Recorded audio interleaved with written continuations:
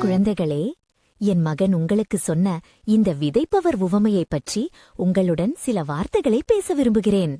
மத்தேயு 13:1-19, 18-23 உள்ள இந்த உவமை கடவுளின் வார்த்தை நம் வாழ்வில் எப்படி செயல்படுகிறது என்பதை மிக அழகாக பேசுகிறது.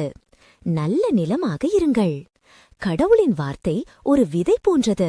அது ஒவ்வொரு நாளும் நம் இதயங்களில் விதைக்கப்படுகிறது. ஆனால் அந்த விதை பலன் கொடுப்பது நம் இதயம் என்னும் நிலத்தை பொறுத்தது. என் மகனே, மகளே, உங்கள் இதயம் எப்படிப்பட்ட நிலமாக இருக்கிறது?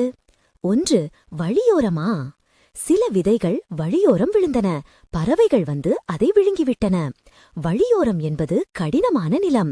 கடவுளின் வார்த்தையை கேட்டவுடன் அதை புரிந்து கொள்ளவோ அல்லது உள்ளே எடுத்துக்கொள்ளவோ நீங்கள் மறுக்கும்போது உங்கள் இதயம் இப்படி வழியோரம் போல் ஆகிவிடுகிறது.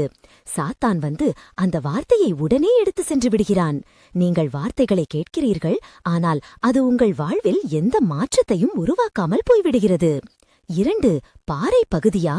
வேரூன்றாமல் போகுதல். வேறு சில விதைகள் மிகுதியாக மண்ணில்லா பாறை பகுதிகளில் விழுந்தன. வேரில்லாமையால் கருகிப் போயின. நீங்கள் கடவுளின் வார்த்தையை மகிழ்ச்சியுடன் ஏற்றுக்கொள்கிறீர்கள், ஆனால் அது உங்கள் வாழ்க்கையில் வேறொன்று நீங்கள் அனுமதிப்பதில்லை. சிறு கஷ்டங்கள், சோதனைகள் அல்லது வார்த்தைக்காக நீங்கள் எதிர்கொள்ளும் இன்னல்கள் வரும்போது உடனே தடுமாறிப் போகிறீர்கள். ஆழமான நம்பிக்கை இல்லாததால் சிறிது காலமே நிலைத்திருக்கிறீர்கள். கடவுளின் வார்த்தை உண்மையானது, ஆனால் உங்கள் உறுதிப்பாடு உண்மையாக இருக்க வேண்டும். 3. முச்செடிகள் நிறைந்த நிலமா? அழுத்தம் காரணமாக பயனில்லாமல் போகுதல். முச்செடிகளின் இடையே விழுந்தன. முச்செடிகள் வளர்ந்து அவற்றை நெருக்கிவிட்டன. நீங்கள் கடவுளின் வார்த்தையை கேட்டும் உலக கவலைகளையும் செல்வ மாயையையும் உங்கள் இதயத்தில் அனுமதிக்கிறீர்கள். உலகத்தின் இன்பங்களும் நாளை பற்றிய பயமும் பணத்தின் மீதான ஆசையும் முச்செடிகளைப் போல வளர்ந்து கடவுளின் வார்த்தையின் ஒளியையும் சத்தையும் நெருக்கிவிடுகின்றன. இதனால் உங்கள் வாழ்க்கை பயனற்று போகிறது. உங்கள் நேரமும் மனமும் உலக விஷயங்களால் நிரம்பி ஆண்டவருக்கு இடமே இல்லாமல் போய்விடுகிறது. 4. நல்ல நிலமா? பலன் கொடுத்தல். ஆனால் இன்னும் சில விதைகள் நல்ல நிலத்தில் விழுந்தன. அவற்றுள் சில 100 மடங்காகவும் சில 60 மடங்காகவும் சில 30 மடங்காகவும் விளைச்சலை கொடுத்தன. நல்ல நிலம் என்பது கடவுளின் வார்த்தையை கேட்டு அதை புரிந்து கொண்டு அதன் வழியே வாழ்கின்ற இதயம்.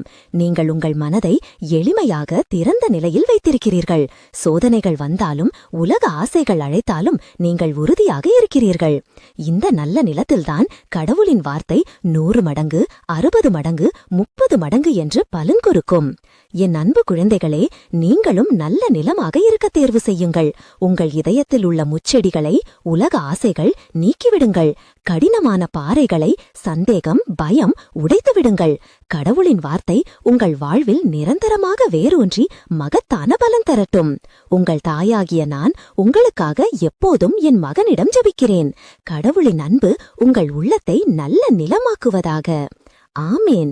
Thanks for watching your Vinarasu channel. Please like and subscribe.